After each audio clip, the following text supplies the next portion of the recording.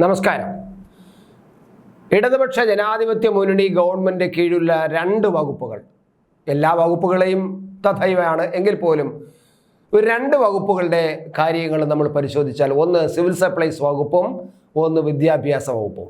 ജനങ്ങളുടെ ഏറ്റവും ചേർന്ന് നിൽക്കുന്ന, എല്ലാ വകുപ്പുകളും ചേർന്ന് നിൽക്കുന്നതാണ്. ധനകാര്യ വകുപ്പ് ആകെ കെടുകാര്യസ്ഥയാണെന്ന് നമുക്കറിയാം. എന്തായാലും ഈ സിവിൽ സപ്ലൈസ് വകുപ്പ് ഇപ്പോൾ എന്താണ് സംഭവിച്ചുകൊണ്ടിരിക്കുന്നത്?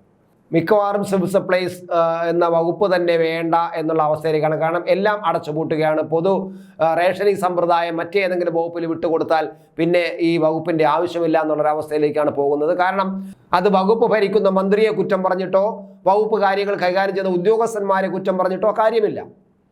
മന്ത്രിയുടെയോ ഉദ്യോഗസ്ഥന്മാരുടെയോ പരിധിയിൽ പെടുന്നതല്ല ആ വകുപ്പിന് ഇപ്പോൾ ഉണ്ടായിക്കൊണ്ടിരിക്കുന്ന പ്രതിസന്ധിക്ക് കാരണം എന്ന് നമുക്കറിയാം. സാമ്പത്തിക പ്രതിസന്ധി തന്നെയാണ് ആ വകുപ്പിൻ്റെ ഏറ്റവും പ്രധാനപ്പെട്ട കാരണം. ആ സാമ്പത്തിക പ്രതിസന്ധി ഉണ്ടാക്കി വച്ചിരിക്കുന്ന ധനകാര്യ വകുപ്പിൻ്റെ നിയന്ത്രണങ്ങൾ കടുത്ത നിയന്ത്രണങ്ങൾ തന്നെയാണ്. ധനകാര്യ വകുപ്പ് കടുത്ത നിയന്ത്രണങ്ങൾ ഏർപ്പെടുന്നത് എന്തുകൊണ്ടാണ്? കയ്യിൽ കാശില്ലാത്തത് കൊണ്ടാണ്, ഖജനാവിൽ കാശില്ലാത്തത് കൊണ്ട് തന്നെയാണ്. എന്തായാലും ഈ വകുപ്പിൻ്റെ 2 വകുപ്പുകൾ ഞാൻ പറയാൻ കാരണം, മന്ത്രിസഭാ യോഗം ചേർന്നപ്പോൾ ഈ 2 വകുപ്പിൽപ്പെട്ട മന്ത്രിമാർ മുഖ്യമന്ത്രിയോട് നേരിട്ട് തന്നെ പരാതിപ്പെട്ടത് ഒരു അനുഭവമാണ്, നമുക്കറിയാവുന്നതാണ്. ഞങ്ങളുടെ കയ്യിൽ കാശില്ല, ഞങ്ങൾക്ക് കാശ് തരണം, മുന്നോട്ട് പോകാൻ കഴിയുന്നില്ല എന്ന് ഈ 2 വകുപ്പ് മന്ത്രിമാരും പറഞ്ഞു എന്നതാണ്. അതുകൊണ്ടാണ് ഞാൻ 2 വകുപ്പ് മാത്രം എടുത്തത്. ഒന്ന് ഈ സിവിൽ സപ്ലൈസ് വകുപ്പ് മന്ത്രിയും പിന്നെ വിദ്യാഭ്യാസ വകുപ്പ് മന്ത്രിയായ ശിവൻകുട്ടിയും. കാരണം സ്കൂളിലെ കുട്ടികൾക്ക് ഉച്ചക്കഞ്ഞി കൊടുക്കാൻ പോലും കഴിയുന്നില്ല, കാശില്ല.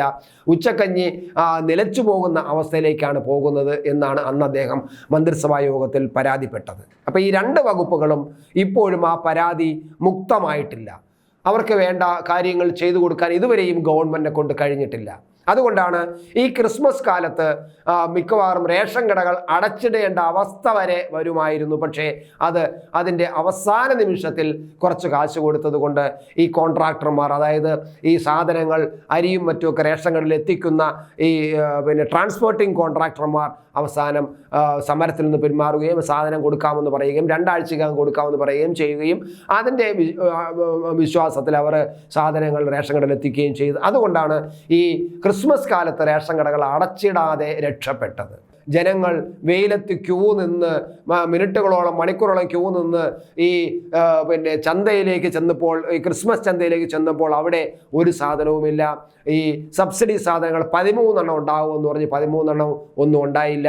അവസാനം ജനങ്ങൾ പ്രതിഷേധിച്ചപ്പോൾ ജനങ്ങളുടെ പ്രതിഷേധത്തിൽ അനുകൂലം പ്രകടിപ്പിച്ചുകൊണ്ട് അല്ലെങ്കിൽ അതിൽ ഭയപ്പെട്ടുകൊണ്ട് ഉദ്ഘാടനത്തിന് നിൽക്കാതെ MLA ഇറങ്ങിപ്പോയി, മേയർ ഇറങ്ങിപ്പോയി ഒരു അവസ്ഥ കണ്ടു. അപ്പോൾ ഇത് വളരെ ഗുരുതരമായിട്ട് മാറിയിരിക്കുന്നു. പിന്നെ വിദ്യാഭ്യാസ വകുപ്പിൽ നമുക്കറിയാം, എനിക്ക് തന്നെ അറിയാവുന്ന പല HM-മാരും പല അധ്യാപകരും അവർക്ക് പ്രൊമോഷൻ കിട്ടി HM ആയിട്ട് മാറും.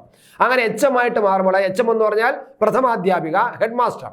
അപ്പോൾ ആ അധ്യാപകനായിട്ടോ അധ്യാപികയായിട്ടോ മാറുമ്പോൾ പലരും അത് വേണ്ട, പ്രൊമോഷൻ വേണ്ട എന്ന് പറഞ്ഞ് എഴുതി കൊടുക്കുന്ന അനുഭവം എനിക്കുണ്ട്. പലരും അങ്ങനെ പോകുന്നുണ്ട്. അപ്പോൾ എന്താണ് ചോദിച്ചത്, അത് ഒരുപാട് റിസ്ക് ആണെന്ന് മാത്രം പറഞ്ഞ് അവർ ഒഴിയുകയാണ് ചെയ്യുന്നത്. മറ്റു കാര്യങ്ങൾ നമ്മളോട് പറയുന്നില്ല. എന്നാൽ പലരും വോളണ്ടറി റിട്ടയർമെൻറ്റ് വാങ്ങിച്ചു പോകുന്നുണ്ട് HM ആകാതെ രക്ഷപ്പെടാൻ വേണ്ടിയിട്ട്. കാരണം HM ആയി കഴിഞ്ഞാൽ, അതല്ലെങ്കിൽ ഹെഡ് മാസ്റ്റർ ആയി കഴിഞ്ഞാൽ ഈ ഉച്ചക്കഞ്ഞിയുടെ പൂർണ്ണ ചുമതല ഇയാളുടെ മണ്ടയിൽ വരും. ഇദ്ദേഹം അദ്ദേഹത്തിന് കിട്ടുന്ന HM എന്നുള്ള നിലയിൽ കിട്ടുന്ന അധിക ശമ്പളമുണ്ടല്ലോ, അതിൻ്റെ 10 ഇരട്ടി അധിക ചെലവ് ഉണ്ടാകും. കടം വന്ന് മുടിഞ്ഞു പോകേണ്ടി വരും. മാത്രമല്ല പരാതിയുടെ പ്രളയവും അനുഭവിക്കേണ്ടി വരും. അതുകൊണ്ട് പല അധ്യാപകരും പ്രൊമോഷൻ കിട്ടി HM ആവണ്ട അല്ലെങ്കിൽ ഹെഡ് മാസ്റ്റർ ആവണ്ട എന്ന് പറഞ്ഞ് വോളണ്ടറി വാങ്ങിച്ചു പോകുന്ന അവസ്ഥയുമുണ്ട്. ഇതാണ് 2 വകുപ്പുകളുടെ ദുരവസ്ഥ.